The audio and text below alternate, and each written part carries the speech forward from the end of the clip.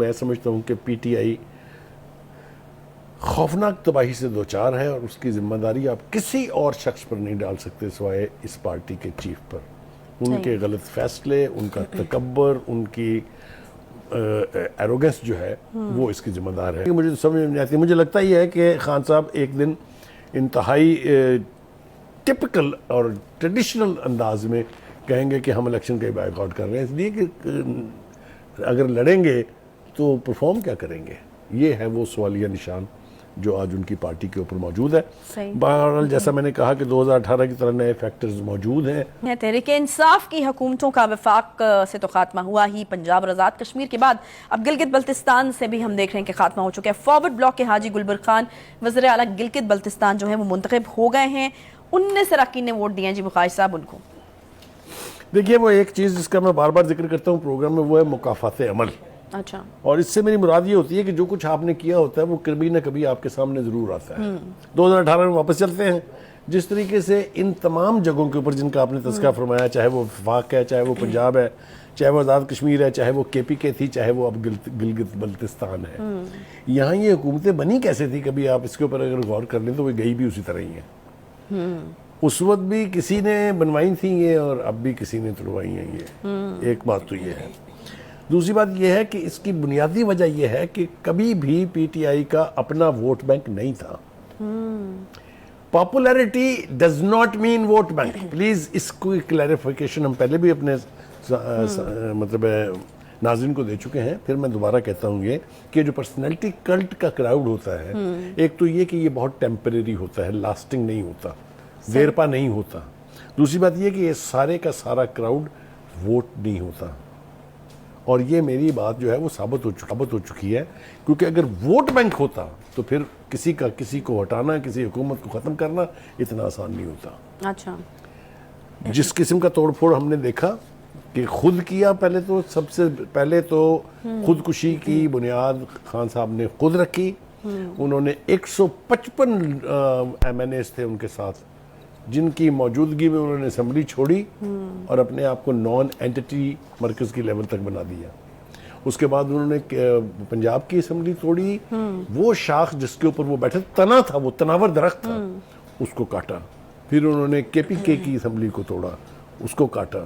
مطلب ہے کہ جو شخص اس قسم کی سیلف ڈسٹرکشن کر رہا ہو، وہ کسی بھی اس کا منطقی انجام یہی ہے کہ وہ ایک ناکام شخص کے طور پہ بلا کر بیٹھ جائے گا۔ آج کیا ہے؟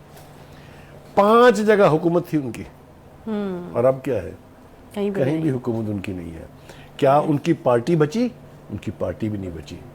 پارٹی میں جس طرح کی دراڑیں آئی ہیں، دراڑیں تو بہت چھوٹا لفظ ہے، جس طرح کی تباہی آئی ہے وہ آپ کے سامنے ہے۔ جتنے ان کی پارٹی کے سٹالورٹس تھے وہ ان کا ساتھ چھوڑ چکے ہیں، ان کے خلاف وہ وعدہ معاف گواہ ہیں، ایک سے زیادہ حوالے سے میں یہ کہہ سکتا ہوں آپ کو۔ لہٰذا یہی کچھ ہونا میرے تھا۔ خیال میں یہ وہ جگہ تھی جہاں سے وہ نہیں چاہتے تھے کہ ان کی حکومت کا خاتمہ ہو۔ کریکٹ، میں عرض کروں آپ سے کہ آزاد کشمیر کی حکومت بھی وہ نہیں چاہتے تھے کہ جائے، لیکن وہ بھی آپ کے سامنے ہے کیا ہوا وہاں پر۔ اور پھر یہ گلگت بلتستان وچ از این امپورٹنٹ ایریا، آپ کو یاد ہوگا، میں یاد دلانا چاہتا ہوں کہ یہاں کی پولیس جو ہے وہ زمان پاک میں تھی، جس نے پنجاب جیسے صوبے کی پولیس کے اوپر بندوقیں تان لی تھی، یاد ہے نا آپ کو؟ وہ تو خیر بھلا ہو سینٹرل گورنمنٹ کا کہ انہوں نے پہلے آئی جی کو بدلا، پھر اس کے بعد یہاں سے جو ان کے ٹروپس یہاں زمان پاک میں پناہ گزین تھے ان کو یہاں سے واپس بلایا۔ تو یہ سب کچھ جو ہے یہ ہماری آنکھوں کے سامنے ہو رہا ہے، اور اس کا اب منطقی نتیجہ یہ ہے کہ ان کی ریپرزنٹیشن اب پاکستان کی کسی اسمبلی میں نہیں ہے، چاہے وہ صوبائی ہے، چاہے وہ گلگت بلتستان ہے، چاہے وہ آزاد کشمیر ہے۔ تو مطلب ہے ایک پارٹی کے طور پہ اگر آپ اس ساری ڈسٹرکشن کو ایک جگہ اکٹھا کر کے دیکھیں تو میں سمجھتا ہوں کہ پی ٹی آئی خوفناک تباہی سے دوچار ہے، اور اس کی ذمہ داری آپ کسی اور شخص پر نہیں ڈال سکتے سوائے اس پارٹی کے چیف پر۔ ان کے غلط فیصلے، ان کا تکبر، ان کی ایروگنس جو ہے وہ اس کی ذمہ دار ہے۔ اور آج ہم دیکھتے ہیں کہ پی ٹی آئی جو ہے وہ بالکل آئسولیشن کے اندر ہے، نہ اس کے اندر پارٹی کی وہ سٹرینتھ رہی ہے، نہ ان کی کسی جگہ پر حکومت رہی ہے۔ اب آنے والے الیکشن میں وہ کیا کریں گے مجھے سمجھ نہیں آتی۔ مجھے لگتا یہ ہے کہ خان صاحب ایک دن انتہائی ٹپکل اور ٹریڈیشنل انداز میں کہیں گے کہ ہم الیکشن کا بائیک آؤٹ کر رہے ہیں، اس لیے کہ اگر لڑیں گے تو پرفارم کیا کریں گے؟ یہ ہے وہ سوالیہ نشان جو آج ان کی پارٹی کے اوپر موجود ہے. بہرحال جیسا میں نے کہا کہ 2018 کی طرح نئے فیکٹرز موجود ہیں ان کو ریپلیس کرنے کے لیے, ان کی جگہ بنانے کے لیے.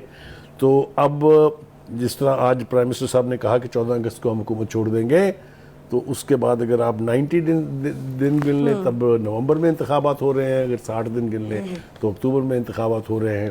مجھے نہیں لگتا کہ اب حکومت کے پاس یا دا پاور دیٹ بی ان کے پاس انتخابات کو اس سے آگے لے جانے کی کوئی گنجائش موجود ہے. اور وہ جو بات ہو رہی تھی کہ شاید یہ 6 مہینے تک چلی جائے نگراں حکومت جو ہے, وہ میرا نہیں خیال نہیں لگتا. YouTube پر گوگلی نیوز دیکھنے کے لیے youtube.com کی سرچ بار میں googly news T V type کریں. گوگلی نیوز کے پیج پر سرخ رنگ کے سبسکرپشن والے بٹن پر کلک کرنا نہ بھولیے. YouTube پیج پر اپلوڈ ہونے والی ویڈیوز سے باخبر رہنے کے لیے بیل آئیکن پر کلک کیجیے. آپ کو ہر نئی ویڈیو کے بارے میں نوٹیفیکیشن موصول ہو جائے گا.